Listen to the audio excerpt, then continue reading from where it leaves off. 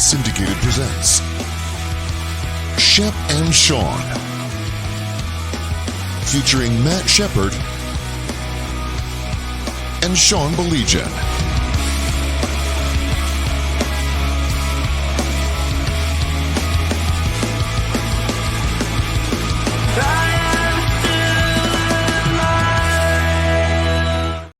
All right, so much to get to. We wanted to do this before 8 o'clock because I think, like many of you, Shep, the Vikings used to just be a team to me. Like I didn't have a feeling one way or another. I really, truly did. Your whole life, or just recently? Swear to God, my whole life. They were just like, of all the teams in the division, okay, because you and I grew up with the Central, right? Mm-hmm. I didn't like the Packers. I've said it 100 times. I hated the Bears. Hated the Bears. Okay, that was my number one. Tampa was just there. The Vikings were kind of just there. Honest to God, I didn't feel one way or the other. And I know some Viking fans, so I'm just telling you guys right now, you're going to get mad at me. Like, I can't stand the Vikings. I have a very strong disdain for the Vikings out of nowhere. When did that turn? When did it turn for you? This year with the mouth. The mouth got me. Like, literally, the mouth. Viking fans were really chirpy this year. Can I play devil's advocate? Of course you can. Okay. You don't think the Lions are chirping at all? 1,000%. You don't think Lions players have been chirping? But, Shep, you and I come from the generation that if I go into your house and I whoop your ass, I shut up. Yeah. I just keep my mouth shut. At that point, I go, you got me for now, but I'm going to give you payback. When I go to your house, I'm going to return the favor. Like, I don't know. That's just me. Yeah. Yeah. Like, up until that point, that was great. But after that, what was it, October 18th or 19th, whatever the hell date it was, after that, all the chirping really got to me. I was just sitting there going, you guys, you lost at home, like, to the Lions. You were looking up at the Lions pretty much the rest of the season. You had the division for a 27-hour span, only because the Lions didn't play until Monday. What's up with all the chirping? And then obviously we saw what we saw in week 17. So yeah, I'll be honest with you. When I was a kid, I played Little League football, NFWB, North Farmington West Bloomfield, and we were the Vikings. Mm-hmm. And they used to be, when we were kids, we always had to have a second favorite team. It made no sense for me to like the Vikings, but I loved Fran Tarkenton. I loved Chuck Foreman. I loved Matt Blair. I loved, so many different, Stu Voigt. I could name every single Viking. Alan Page, Jim Marshall, Gary Larson, Carl Eller, loved them, right? Jeff Seaman in the middle, all those guys. I think it turned for me when Tommy Kramer took over. Number 9. Rice. Yeah. Number 9, yeah. Number 9. With the eye black, he looked the part. He looked cool, but he didn't do squat. And specifically, it was the mid-'70s when they lost to Dallas. And Drew Pearson beat Nate Wright. And I was like, Nate Wright, are you kidding me? You can't come. How about making a play on the ball? All these different things. I'll be honest with you. There are guys and there are teams where I'm sure you and I have admired. Like, you love the Habs. You've always loved the Habs. But my guess is you'd root for the Red Wings over the Habs if they played. That is oftentimes the case here. I don't know if there's a football team that I look at and I'm like, man, I really like that team. I admire some teams. I admire what Kansas City's done and what San Francisco's done in the past and what Indy and New England and the dynasties. But there's not another team I look at. I don't mind watching them, but I can't say that I'm necessarily rooting for them. Does that make sense? No, totally. For me, I've always been. You're either I hate you or meh. Like, that's always kind of been. It's funny. I really liked, and I can hear Howard Cosell saying it, Francis Tarkington. Always called him Francis Tarkington, right? Yeah. And he was fun to watch because he just ran around like a chicken with his head cut off. Like, right. And he's one of those guys in my mind, Shep.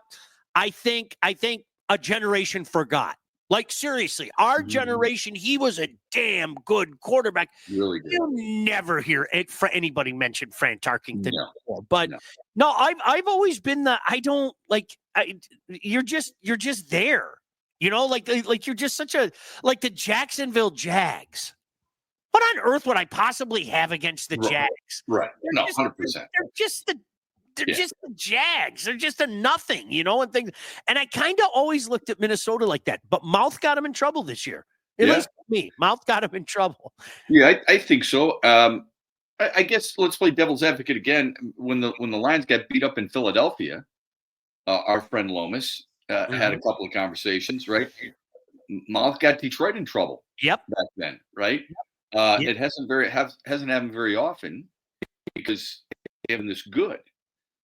It's funny. My son's girlfriend her family's from Minnesota, and one of her brothers said to my son Scott not too long ago, nobody really likes the Lions.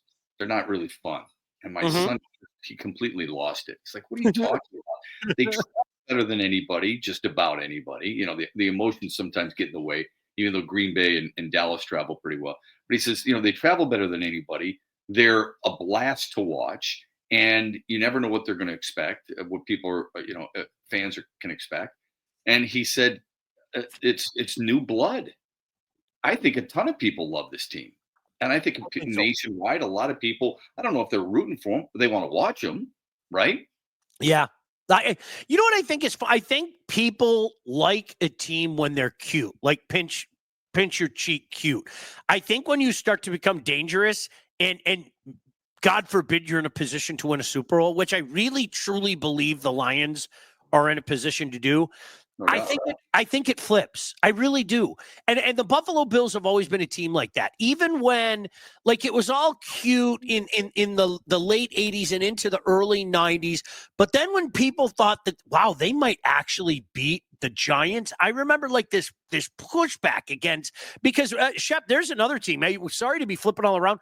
It was hard not to like those Bills teams. It really was. There were a bunch of characters on their teams, and it would, Jim Kelly was just so darn tough and everything. But it was like one of those things. It was just like, okay, after they lost that first one, you're like, maybe they'll get another.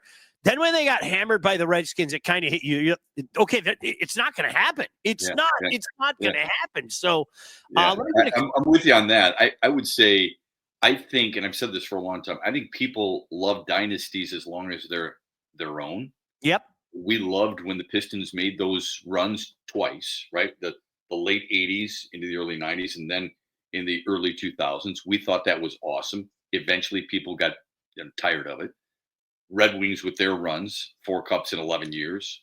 People loved that in Detroit, but I'm sure there's a lot of people outside Detroit got a little tired of it. Okay. I think that's how it works. Ask people if they, outside of Kansas City, ask people if they like the Chiefs. Most people are saying, hell no, I'm so sick and tired of the Chiefs, right?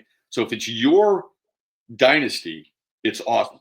If it's somebody else, that's what. How many times do you root for the Giants? Maybe twice. It was against New England both times in the Super Bowl, right? That's how it works, I think, in sports for the most part. No, I think you're right. Those chirpy Viking fans are going to be so mad when the Lions have a Super Bowl win before they do. Mark, I'm with you. Great stuff today, Sean. Thank you. Good evening, boys. That comes from our buddy Tom. How do we shut down the Commanders? Shep, you know what? I think it's actually pretty easy. And I think now, easy, take it in its proper context. Okay. The Commanders are here for a reason. The Commanders don't stop the run well. The Lions are getting Montgomery back. You have the biggest, baddest offensive line in the league. You have Gibbs. You have Montgomery. Shep, I think Vegas is playing with people. I really do. The over-under was sky high. You know me, I don't bet.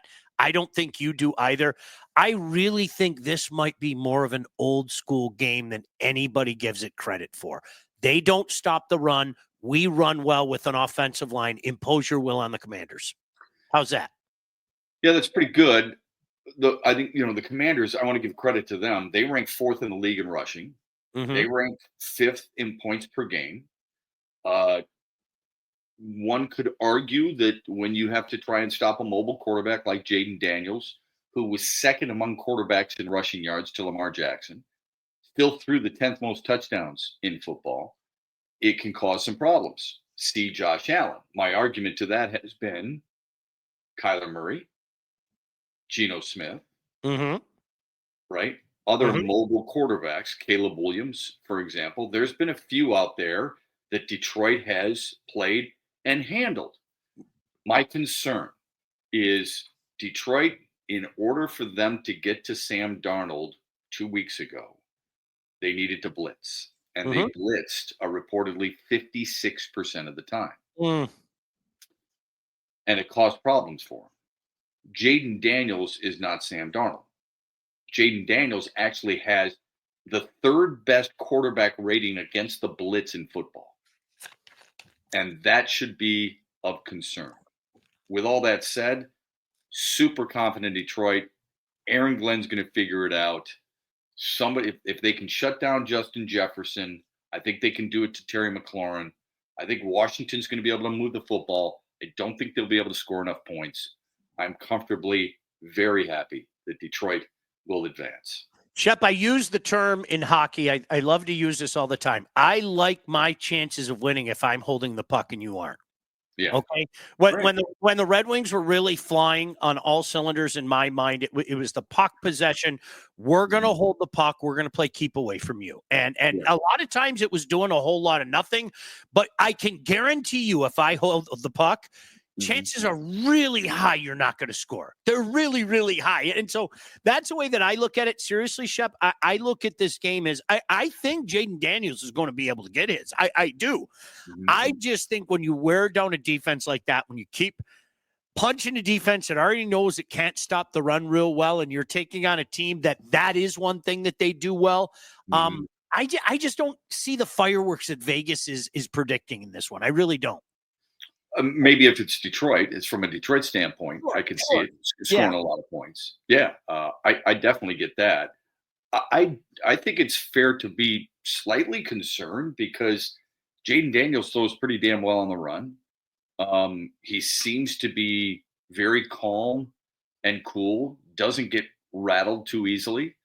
So I think there's something to be said for that. Yeah, I'll give them a ton of credit. I just think Detroit's a better football team. I have looked at, and I've been wrong about one game. I've looked at all these playoff games, and I've said, who do I think is the better team?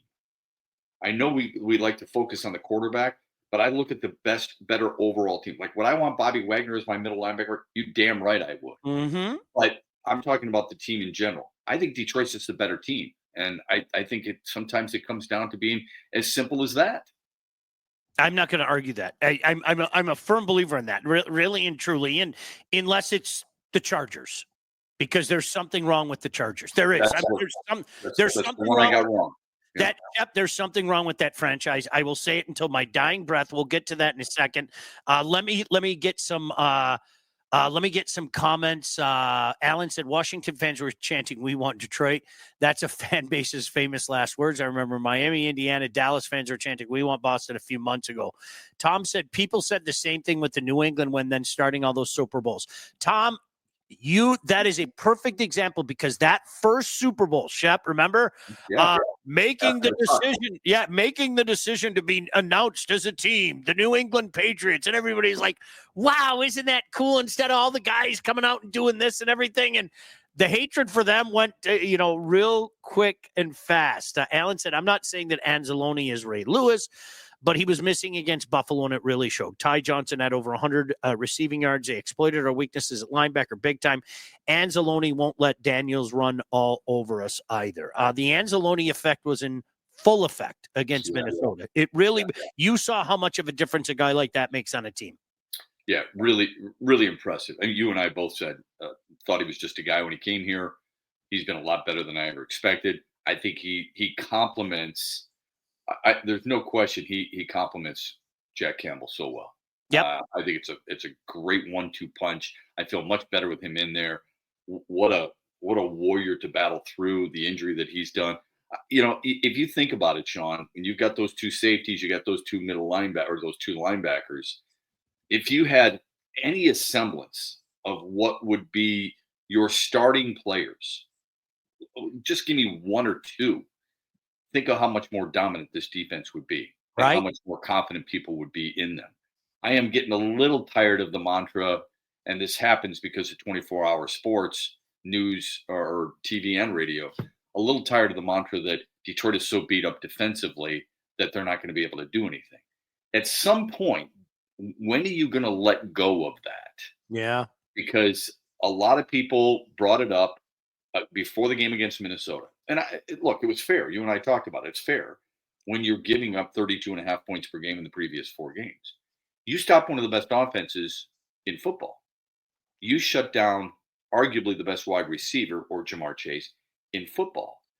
And you confused the hell out of one of the best play callers in football with Kevin O'Connell. Why is it, let's revert back to what the pre-Minnesota game narrative is, and we're going to almost ignore what they did against the Vikings? I'm hoping Detroit gets the same sense of that and is ready to kick some serious ass. Well, Sam Bradford's awful, too. Let's be honest. Darnold, Bradford. Same thing. Same damn thing.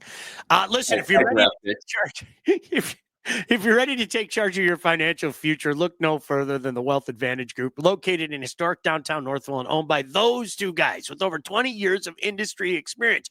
What better way to celebrate the new year than getting some financial freedom? And these guys understand your financial goals are as unique as you are. That's why they offer personalized expert guidance to help you navigate the complexities of financial planning. Now, whether you're saving for retirement, getting ready to sell your company, already in retirement, they can help guide you through every step of your financial journey. They work with clients throughout all stages of life. They have clients in over 20 different states. Look, the investment world is a complex one. So if you're ready to start taking your finances more seriously, it might be time to work with the experts. Reach out to the Wealth Advantage Group at 248-773-8574 or check out their website at www.thewealthadv.com. Shep, I'm going to tell you about one of those teams when I was a kid that for some reason, it's not like I ran out and got a jersey, okay? I liked the Air Coryell Chargers. Yeah, me too.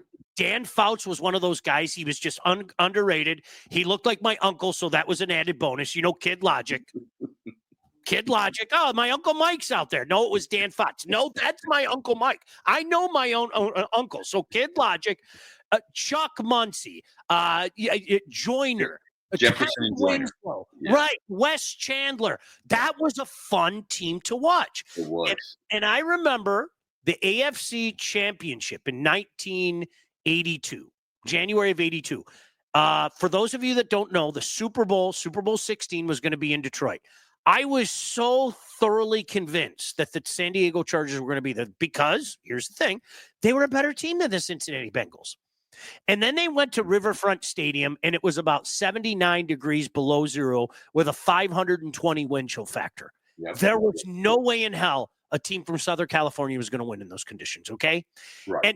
And Shep, honestly, in my whole life, mm-hmm. there's always something that undoes the Chargers.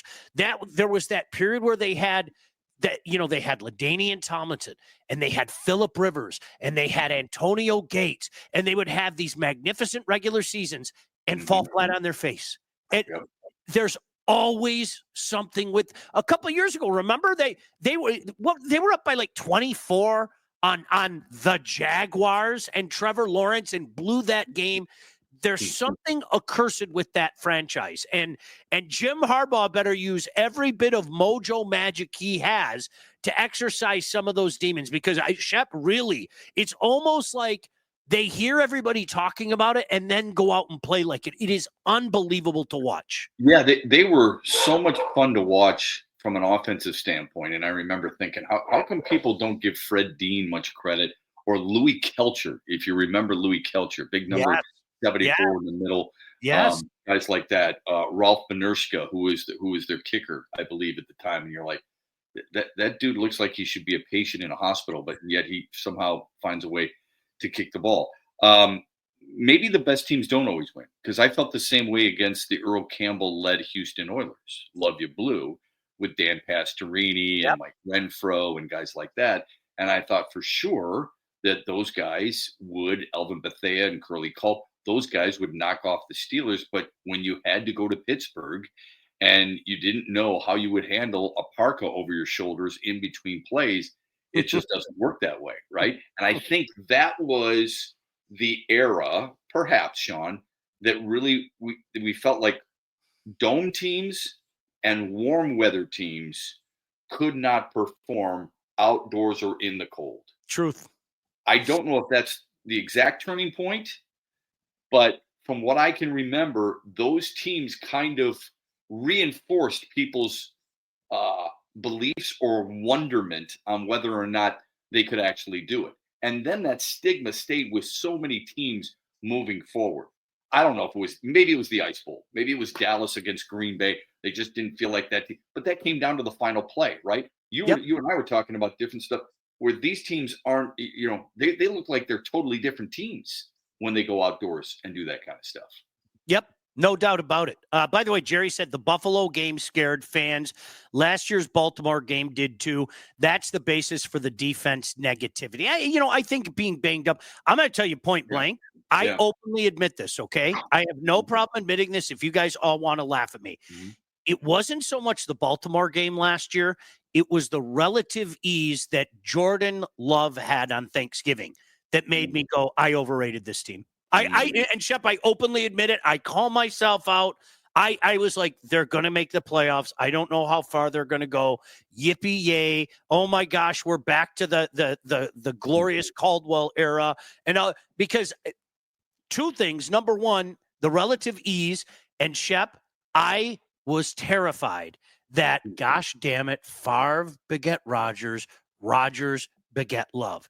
And I'm going to say this to you again. I've watched that guy a lot this year. Shep, he ain't got it.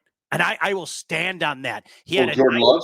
Yes. You say Jordan Love? Yeah. No, he ain't got it, man. He had that nice little span last year, late in the year. I give him his flowers for that. But I always caution people, don't use the small, the exception, and make it speak for the rule. He is not him, man. Seriously, that guy's got some issues. Yeah, Sean, 3 games. He's won 3 games more than he's lost in his career. So I've asked people, and I asked this morning, what is it about him that makes you say, I'm scared, he's the new Messiah, he belongs in the top 10, he's in the same conversation with some of these other guys? I didn't understand that. I really didn't. I didn't get it.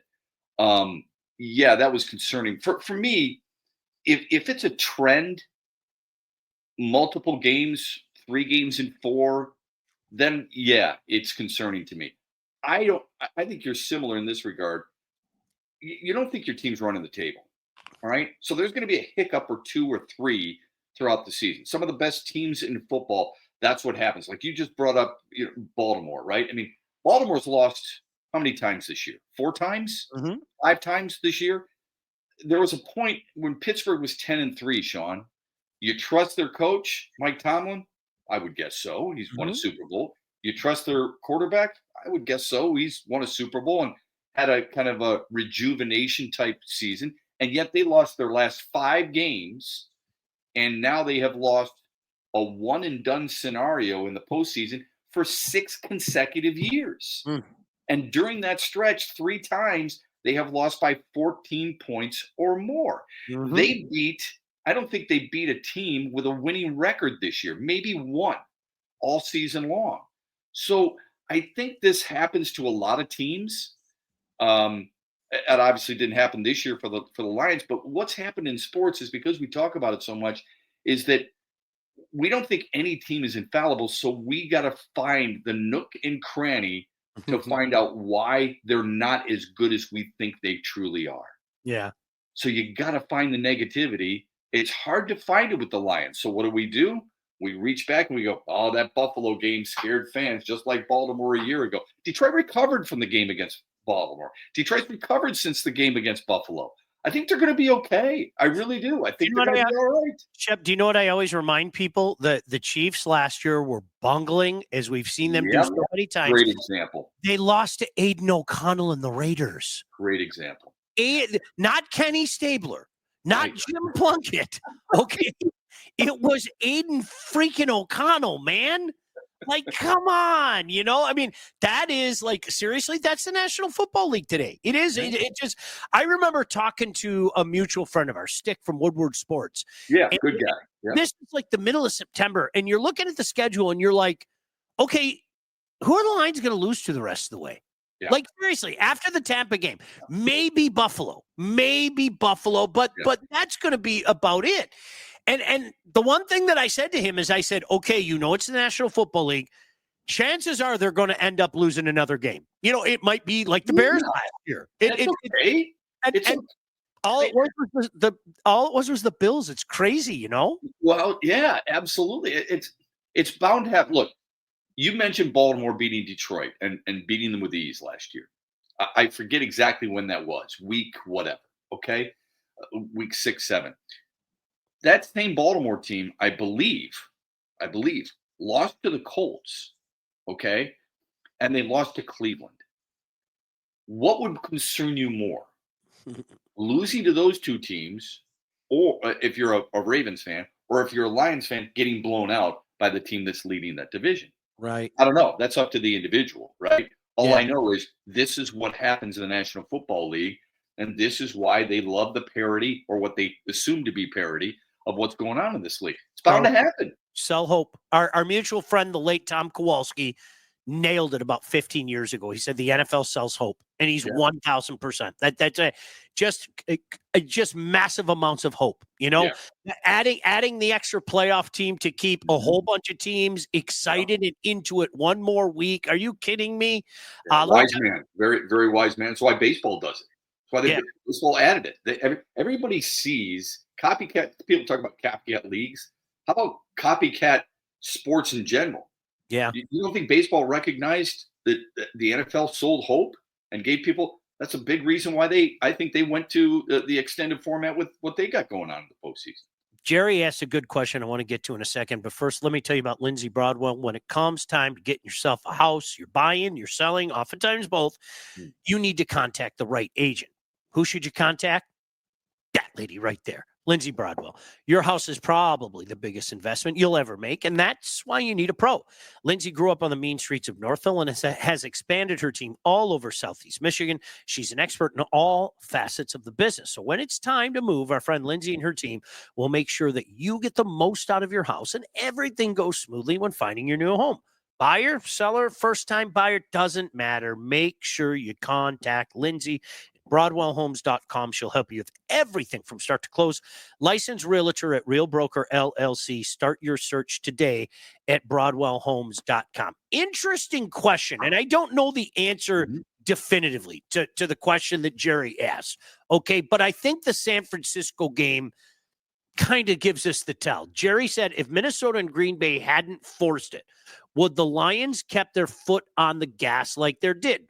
15-2 could have been 13-4 without those must wins. I can't say this definitively, Shep, because I don't know. My guess is yes. And I use the San Francisco game as an example. I mean, that game didn't mean anything. Well, you guys know that, right? It would have meant something. This is where you and I disagree. I think every game, A, means something. And B, it would have meant something if Detroit had tied Minnesota at the end. So when people say it didn't mean anything, it sure as hell did. I know the chances are very slim because it doesn't happen hardly at all. But let's just say, for sake of argument, they tie that last game. That win over San Francisco did matter.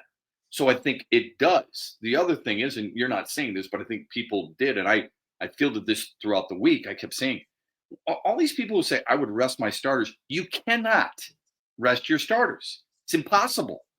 Okay? It's impossible. You have 48 guys who dress on Sunday. You have 11 on the offense, 11 on the defense, 22, right?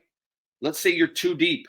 Okay? That would give you 44. That's not how it works because a lot of those starters are still playing on special teams. Every team has it.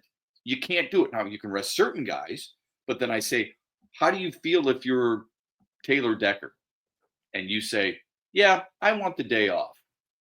Kevin Zeitler, Graham Glasgow, Penny Sewell, right? Frank Ragnow, all those guys are going to say, oh, but we're supposed to play? That's not how it works, man. Football, it's not as easy just saying, we're going to do this, and it doesn't matter to us. I think those guys want to play. I think it's important. I heard a player say not too long ago, it was important for me to practice. It's important for me to play because I need those reps. That's me. I think that game meant something, and I think you're right. I think they would have played. Now, would they have played the entire game? That's a different story. But I think they would have gone for it, just like you were talking about, too. This isn't like the Red Wings back in the day, sending Igor Larionov and then later Nick Lidstrom for the vacation down in Florida. Right. And trust me, I know for a fact one of them went kicking and screaming. He wanted to be with the guys. He was like, yeah, I get it. We might have a 3-month run and everything, but I wish I was. No, at your age, your importance is what we hope to be a 3-month run. So he really needs you to just go take a vacation, take the family. It's on us, et cetera, et cetera. I don't think it's in their DNA, Shep. I really don't. I don't think it's in Dan Campbell's DNA. And I don't think it's the guys on that team's DNA. Now, to Jerry's point, there's a difference between taking your foot completely off the gas and easing off the pedal. It's almost like when I'm driving to Traverse City, right? And I look down at my speedometer and I'm like, holy shit, I'm going 90 miles an hour. So it's not like I took my foot. Well, that's your driver. It's not you. The driver. Yeah, same thing. I got my little wheel in the back seat. I'm playing with my wife, doing the back driving. Yeah, right, exactly right. But, so I'm going to back off. I may not do 90, but I might drop it down to about 72. And I can see a scenario like that, but Again, I don't know the answer. I'm not sitting here saying I know the answer definitively. I can use a pretty educated guess to say I don't think that's in their DNA, Shep. I really don't. I agree. Tim says this, not to mention the Lions are easily rusty. The first 2 games and the Bills game proved that. Can you help me with that, Sean? I don't know. What do you mean the first 2 games? In other words, the rust against the Rams that they won in overtime and then the loss to Tampa. They beat the crap out of Tampa. They just went 7 in the red zone. That was their biggest problem. And the Buffalo game, how were they rusty against Buffalo? It wasn't Ben Johnson. What's that? It wasn't Ben Johnson's finest day. I think Ben would be the first one to say that. So some of the red zone play calling and some of the decisions that they made in the red zone Tampa game. Yeah, I mean, people felt like they threw too much. I reminded people that they threw a lot last year against Tampa in the playoffs and actually beat them. But what does he mean the Buffalo game proved that? How were they rusty against Buffalo? It's not like they were coming off a bye week. How were they rusty? Yeah, that one I don't know. Tim, if you want to give an explanation. They started too slow in all 3 on offense.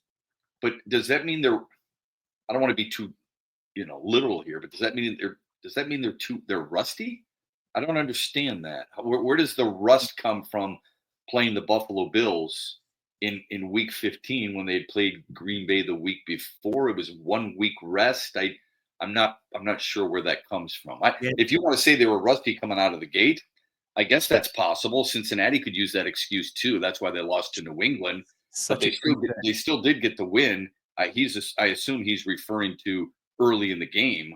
I'd have to go back and look at the box score and how they handled the first quarter and so on and so forth. I know what you're saying. He said they had 10 days off. No, if I'm not mistaken, they went first to Green Bay. And then, it was 10 days off because they did Thanksgiving. Then Green Bay and Detroit both had a week later, and then they had the 10 days off. I get what you're saying. Okay. Yeah. Because that's right. Because Thanksgiving was Chicago. Then it was Green Bay. That was the 2 Thursdays. Yeah, and then it was the 10. Now I get what you're saying. I think we're reaching there, to be honest with you. Sometimes it's okay to just go, you know what? Buffalo was better that day. They were. Okay. I mean, if you think they're rusty by scoring 42 points, 42 points pretty damn good, right? I wouldn't consider that necessarily rusty unless you're talking about the defense. And Detroit started a little slow. I think they were down 14-0 at the end of first against Buffalo. But I don't know. I just don't buy that. I believe in giving credit to where credit is due, and I think Buffalo deserved it. Let me tell you about All About Catering. All About Catering LLC is a full-service caterer. Graduations, weddings, bridal showers, corporate events, anything you need catering for, from 25 to 4,000 people. Rick and the gang at All About Catering can and will take care of you. Customer service and satisfaction is their number one goal. So don't sweat your next big event. Just go to allaboutcateringllc.com today to see their menus and all their 5-star reviews, or give them a call, 586-731-1398 to get your event started. Before we go, because we're going to go watch football, Yes. I want to know why you think the Red Wings have won 7 in a row, why Patrick Kane during this stretch is among the league leaders in points, and why the power play is 14 of its last 28 since Todd McLellan took over. I think there's a few things that come into play, and I would also caution people. I would take a look at the schedule coming up. The schedule is a bear. I said all along, Shep, we were talking about it on What the Puck. Let's wait until February 1st. This is outstanding. It looks like a different team. I think a lot of it has to do with something that we talked about earlier, possessing the puck as opposed to just dumping the puck. I will say this again, as simplistic as it sounds. A lot of times what you need to do is you need to swat a guy on the ass and say, what are you doing? You've been playing this game your whole life. Yeah. Go play this game. Really. And that's not all of it. I hope you know that. But I think you combine those things together. And you guys don't, not one person, think that I'm taking away from a 7-game winning streak. Okay. It's the National Hockey League. It's not like all the teams that they've beaten that 7-game streak are little sisters of the poor. But there are ebbs and flows in this league. Okay. Especially when you're coming up. There are ebbs and flows in this league. What's really interesting is something that I have felt for a year is that you are going to start to see a seismic shift in the Atlantic Conference. Dare I say we're seeing it now, because you're seeing a Boston team really, really struggle. Yeah. You're seeing Ottawa go like this. You're seeing Montreal go like this. You're seeing Detroit go like this. Shep, if you look at the schedule coming up, this is really a brutal stretch the next couple of weeks for the Red Wings. I think by February 1st, we'll have a good gauge of whether or not they are really going to be an absolute sincere playoff contender. And I mean, right now they're right there, obviously. Yeah, I mean, they're 2 points back. Yeah, 2 points with a back. bunch of other teams. Why did the players quiet quit on Lalonde? That's a wonderful question. That is a good question. Do first of all, you have to ask. Theories. Do you think they have? Or do you think they did quit on him? Yes, I do. I think they did. I did. I think there was a lack of respect there. I agree. That's exactly what I was going to say. Yeah. I think players truly want to be held accountable, and they want to see everybody held accountable. 100%. I think players. It depends on how the coach goes about it, but I think they want to be pushed. You got to push them the right way. And that's up to you as the head coach, the reason you make the money and are the decision maker on how you do it. But most pros I've ever talked to, whatever sport, they want to be pushed and they understand the need to be pushed. I don't think he pushed very hard. I think, unfortunately, it's 6 of one, half a dozen of the other too. There were a lot of things that were said about Coach Lalonde, and Shep, I'm sure you heard the same things before he took the job. And I remember one person I talked to, somebody who's been in the league a long time, used the term, quote, a specialty coach. It's not going to work. It will be 2 years. Honest to God, that's what somebody who's been in the league a long time. And I said that to my buddy. Let me ask you this. That's fascinating to me. If that person knew that, why didn't Steve Yzerman? I think 2 reasons. Number one, he trusts the guy that he brought into Tampa. Okay. And when you ask John Cooper, okay, is this guy what he says he is? And there's familiarity there. If I'm not mistaken, I think their paths didn't cross when they were in Tampa. But John Cooper, obviously an Yzerman guy, brought in Lalonde. The rest is history. I think word of mouth, as you know, is huge in this business. I think if John Cooper gave him a glowing review, I think that probably hit with Yzerman. Yeah. How's that? Is that good? No, that's really good.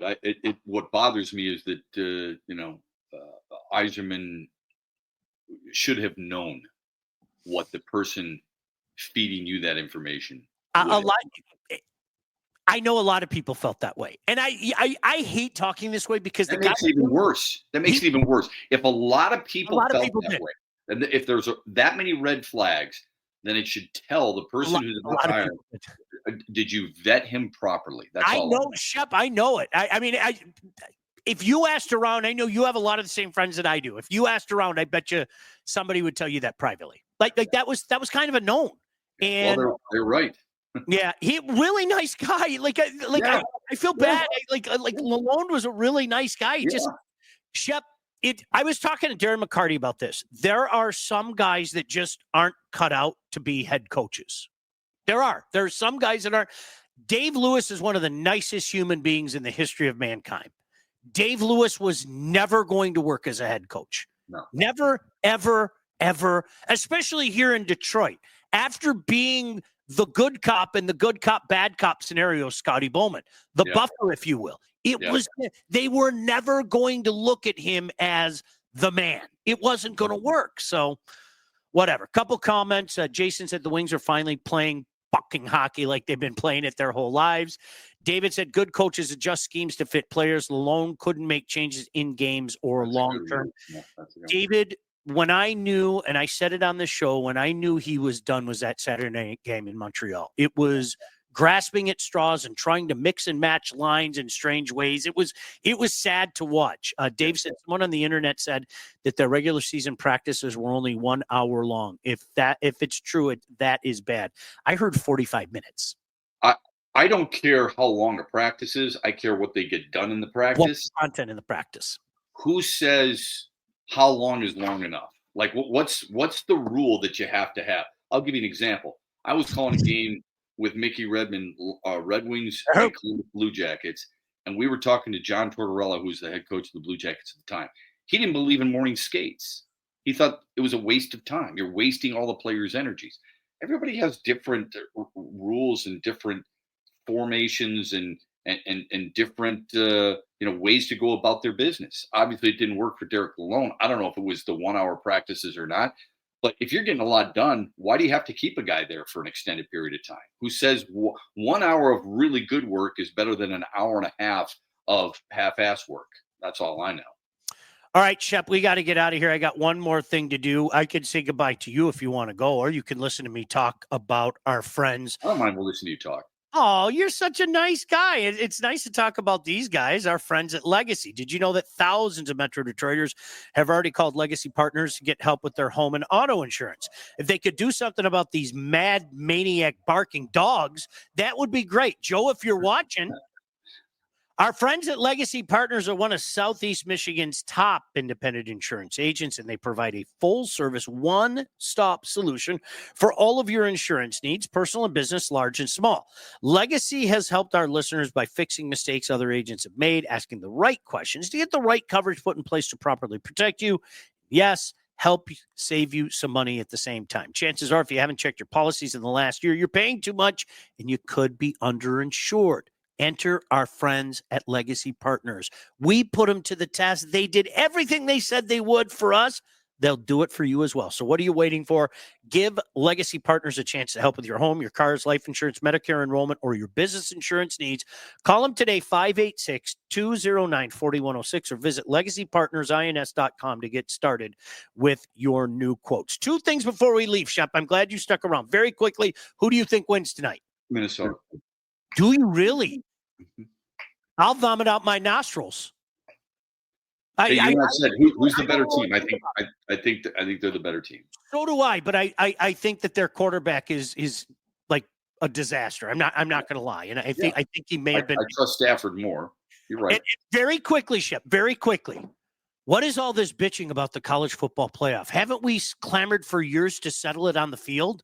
Now I'm hearing all these people say, it's a conference title, doesn't mean anything anymore. Yes, settle it on the field. Isn't that what every player wants? Isn't that what all fan wants? Great. Look, you can't have it both ways. Okay, if you got to win a conference title, then just make it the Final Four instead of the college football playoff the way it was before. If you want 12, you're going to have teams that didn't win a college conference title, period. Two best teams are left standing, and they're both really good. That's why I like my friend. See, he's smart. Win. Go do it on the field. Quit telling us how great you are. Go win. Shep, take care. I'll talk to you Thursday. All right. Thanks, Todd. See you, Todd. Bye. God bless you. Keep them alive. Shep and Sean, featuring Matt Shepard and Sean Baligian. Executive produced by Sean Baligian and Todd Losey. Theme song, incidental music, and related sound effects are from Still Alive by Anti-Ghost.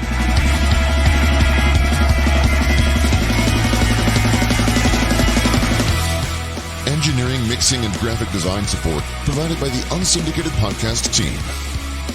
Don't forget to like and subscribe on all your favorite channels. While you're there, be sure to rate and review the podcast. Call the Unsyndicated hotline at 248-237-3257. Don't say